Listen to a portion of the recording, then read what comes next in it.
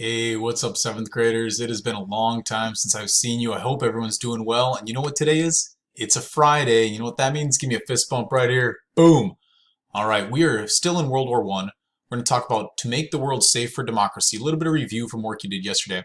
And we're going to move on to World War I and the home front and what it was like for Americans living back home. We're going to start with the president. His name is Woodrow Wilson. He's the 28th president. You can see the years there that he was president. This man was one of the smartest presidents that we ever had. Before he was president, he was the governor of New Jersey, and before that, he was the president of Princeton University, very highly educated man. And he won his second term as president under this slogan, "He has kept us out of war." He was a peace-loving president. He was passive, a pacifist, you'd call him. He did not want to enter into war. So he refused efforts to get the United States involved in this war. But as we know, there are going to be some things that are going to draw the United States into war. And when he's reelected in 1916, under that slogan, a few things were going on. First, we remember the Lusitania, 1915. We talked about this yesterday. You saw the Lusitania sunk by German U-boats. That was strike one. Then, despite its promise, Germany continued its unrestricted submarine warfare by attacking neutral merchant ships, of course including United States ships. That's strike two. And then the Zimmermann telegram, which you saw yesterday. Now, first you might wonder, what is a telegram? Well, a telegram is a message that is sent by an electric cable. And this was a telegram that was sent from Germany to Mexico. It was intercepted. So you might say, well, how could a telegram travel by a cable across the entire Atlantic Ocean from Germany all the way to Mexico? Well, guess what? This is really cool. There was something called the transatlantic cable. It was actually an underground, or I'm sorry, an undersea or submarine telegraph cable that stretched all the way under the Atlantic Ocean. So the Zimmermann telegram was headed towards Mexico. It was intercepted. The United States then finds out that Germany is trying to get Mexico involved in the war and to join on the side of the Central Powers. And this was strike three. So these three strikes caused President Woodrow Wilson to finally urge Congress to declare war against the Central Powers. So this was one of your questions yesterday. Why did President Wilson ask Congress to declare war on Germany on April 6, 1917? Three reasons. One was the attack on Lusitania. The second, continued attacks on merchant ships. And the third is the Zimmermann telegram. Did you get that one correct? Okay. After those three strikes, then Congress quickly agrees and declares war on Germany on April 6, 1917. So now the United States is involved in the war. Our second question yesterday was this. Make a list of, I think you actually had to do less, but make a list of 5 ways the United States helped the Allies win World War I. Well, the Allied forces were able to overwhelm the Central Powers, especially because of the United States bringing in fresh soldiers. This is an example or a photograph of some of the soldiers that came over and fought in Europe. Because of new artillery, you can see the weaponry there. Airplanes, there's one of the famous pilots, Eddie Rickenbacker. New war strategies, and also because of warships like these battleships here. So any of those would have been good for that question yesterday. Did you get that one right? All right. Well, as a result of the United States entering the war in 1917, about a year later, over a year later, then an armistice or a truce is signed. To avoid invasion of their own country, Germany finally agrees to this armistice. And on November 11th, 1918, both sides cease firing. As we saw already, over 9 million soldiers died, and the United States had lost 116,000 lives. November 11th goes on to be known as Armistice Day. And now, after we've had other wars, it is now just known as Veterans Day. Okay, so that was review from yesterday. Now we're going to move forward into World War I on the home front. And this is because Americans wanted to help with the war effort. Okay, Americans fought, but those that couldn't fight still wanted to contribute to the war.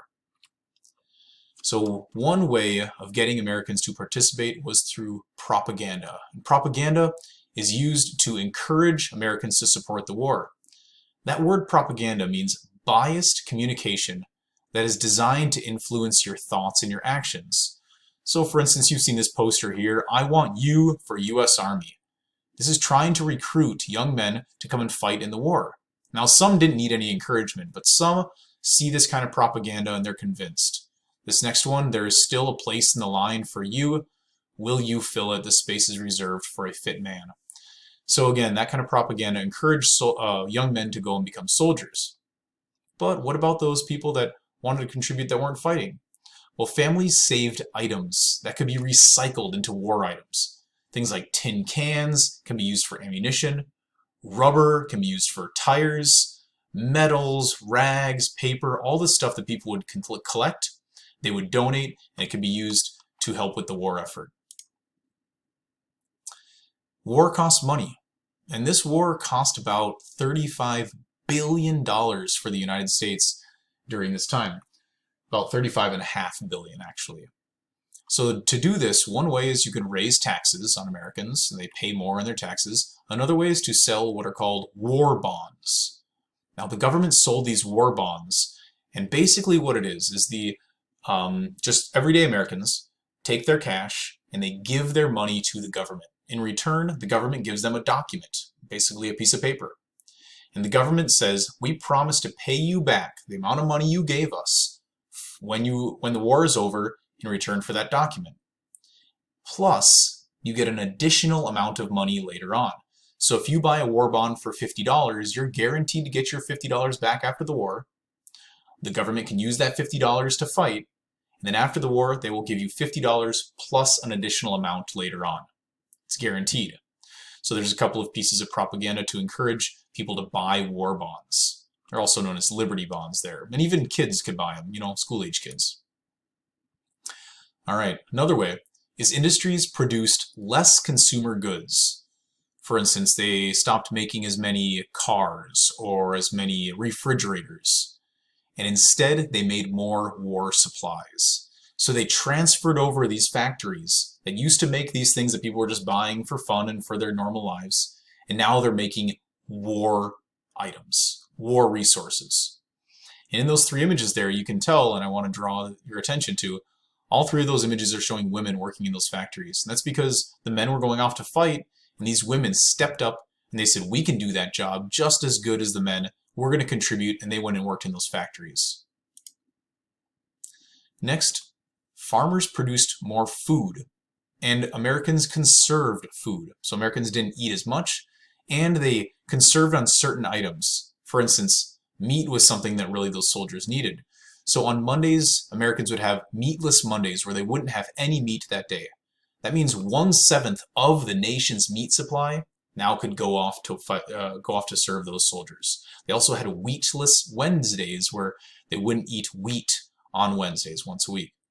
And Americans also grew victory gardens, they called them. It was basically just gardens that they would grow their own fruits and vegetables, so they didn't have to buy them from groceries, and then that meant more food could go off to those soldiers fighting on the war. Americans also conserved fuel and coal and oil, other things that would be needed for the war effort for battleships and tanks and airplanes. They turned down their furnaces on Mondays for heatless Mondays, and on Sundays they would have gasless Sundays where they walked instead of driving. Again, all of those things conserve 1/7 of the supply. It's actually a massive amount. So in order to win a war, and especially in World War I, victory in this war required all Americans to make sacrifices and to participate in the war effort in some way, as we just saw all of those examples there.